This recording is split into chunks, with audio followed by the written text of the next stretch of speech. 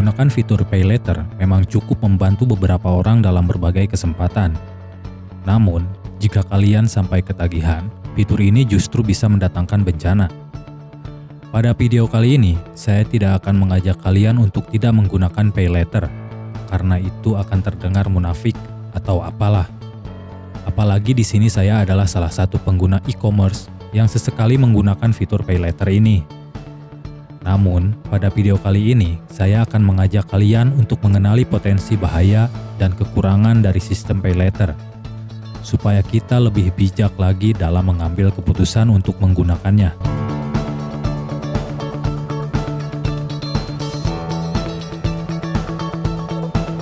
Hadirnya fitur Pay Later atau beli sekarang bayar nanti membuat banyak orang betah berlama-lama di e-commerce.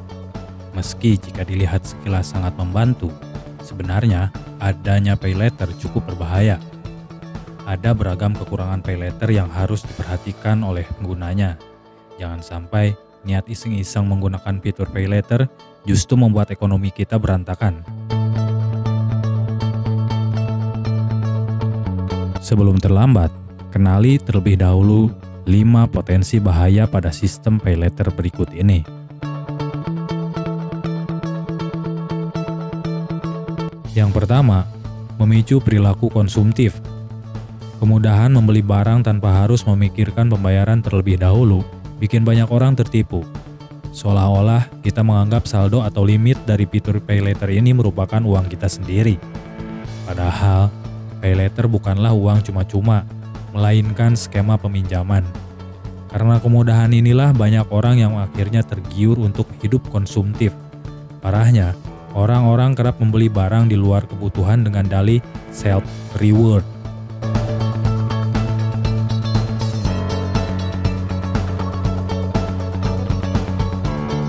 Yang selanjutnya, tidak sadar adanya biaya tambahan.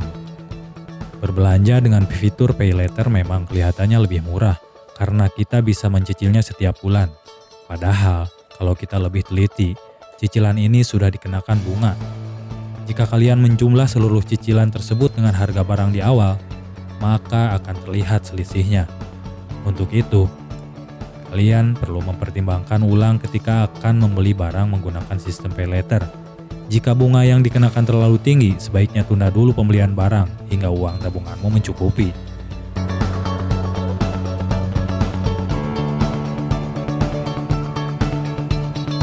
Yang ketiga, resiko keamanan identitas.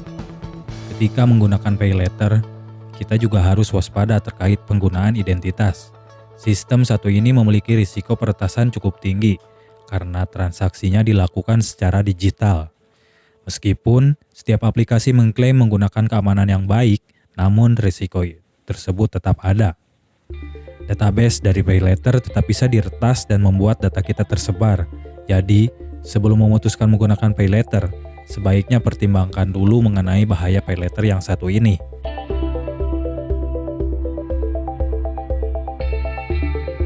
Yang keempat, adanya risiko denda. Kita tidak pernah tahu masa depan, begitu juga dengan keadaan finansial. Kalau sewaktu-waktu kita menjadi korban PHK atau mengalami kondisi darurat, maka besar kemungkinan kita tidak bisa membayar cicilan Pay Later. Hal-hal mendesak seperti ini membuat kita berisiko mengalami kegagalan bayar, yang berakibat membuat catatan reputasi kredit kita menjadi buruk. Cara menghindari bahaya dari Pay Later satu ini adalah memastikan kita tidak menggunakannya untuk membeli barang konsumtif.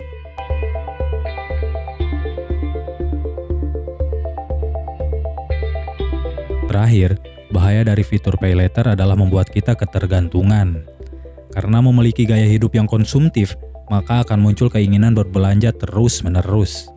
Rasanya semua barang dapat dibeli karena kita bisa check out dengan mudah. Kemudahan mendapatkan uang seperti ini bukan hal bagus, karena bisa membuat kita menggantungkan hidup pada fitur Pay Later, yang lambat laun akan menjerumuskan kita ke timbunan hutang konsumtif. Melihat 5 bahaya dari fitur Pay Later di atas, tentu membuat kita berpikir berkali-kali untuk memakainya, bukan? Kembali ke konsep awal, sebenarnya fitur Pay Later boleh-boleh saja dipakai, asalkan dalam kondisi mendesak. Di luar kebutuhan mendesak, sebaiknya hindari keinginan untuk berhutang. Terima kasih sudah menonton. Semoga kita terlepas dan dijauhkan dari jebakan-jebakan hutang yang terlihat membantu.